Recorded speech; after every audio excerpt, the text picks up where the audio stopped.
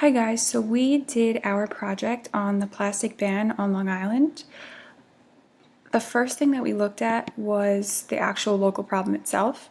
So every year the world uses an estimated 500 to 1 trillion plastic bags, which is 380 billion in the US alone, which we were very alarmed by. Often plastic bags end up in the ocean, which obviously would endanger marine life. The plastic bag waste can cover up to 40% of the world's ocean surfaces. Southampton and East Hampton already have plastic bag bans put in place, which took effect in September of 2016. Hawaii is currently the only state to have a statewide plastic ban. Suffolk County legislature is currently in the process of enacting a law that will disallow the distribution of plastic bags in retail stores. And Suffolk County representatives hope the law will be signed by 2017 and enforced by 2018. So obviously this is still an ongoing issue and something that they're still in the works of figuring out. A lot of the research that we found dated back to last year, and there hasn't been much update since then. So it's definitely something to keep an eye out for, as again, they're hoping that something will be done within the next year or so. So obviously with any issue, there are various sides to the story. So people against the ban, they make arguments as to why plastic bans should not be banned. Sorry, that's plastic bags. According to one opinion, paper bags take up more room at landfills and take a long time to break down. And they believe that making a switch to biodegradable plastic bags should definitely be considered. Plastic bags have less of a carbon footprint than paper bags, taking half the amount of energy to produce compared to paper. Reusable bags are said to become unsanitary as people do not clean them and yet carry their food or personal products in them. And according to a study conducted by the University of Arizona, 97% of people do not realize that they must wash and sanitize their reusable bags regularly, which was something that was interesting to see. The Newswire report stated that there was a high risk of food poisoning due to the use of unsanitary reusable bags.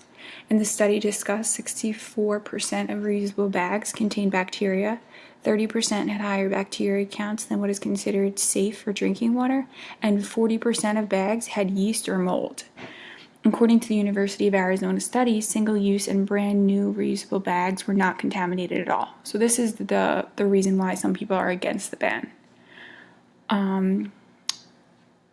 The other main argument is the harm to marine life, which you mentioned. Splash, which is an organization, President Rob Wiltner said that last year alone they picked up over 10,500 plastic bags from the bays. So the concern there is in the fact that the bags don't just end up in the garbage, instead they end up in the ocean and end up harming others.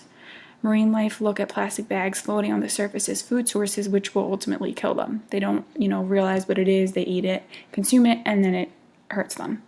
Plastic bags are non-biodegradable, meaning that they will not break down enough for marine life to consume them safely. They break down into microplastics, killing certain marine life. The other issue is water contamination. Legislator William Spencer, who proposed the law, said that plastic bags get drawn into our sewer treatment plants and stormwater runoff pipes and cause local flooding.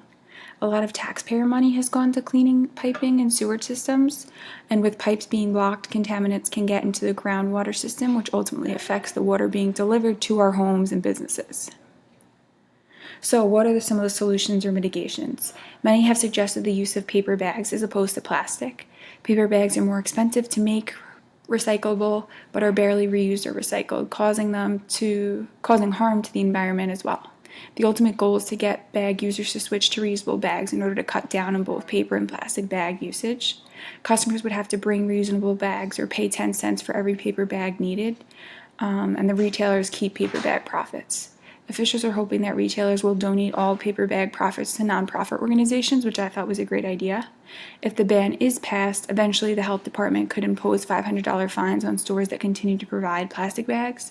It's interesting because I recently went to visit my boyfriend who lives in California, and there they have if you want to buy a brown paper bag, you can, but you don't just automatically get a bag. So when I went to the supermarket for the first time there, I was so confused when they were asking me if I wanted a bag, and I said, yeah, of course, and then I realized that there was a charge.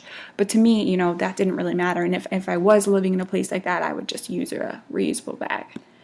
And then these are the sources that we used. Thank you, I hope you learned a lot, and yeah, that's our presentation.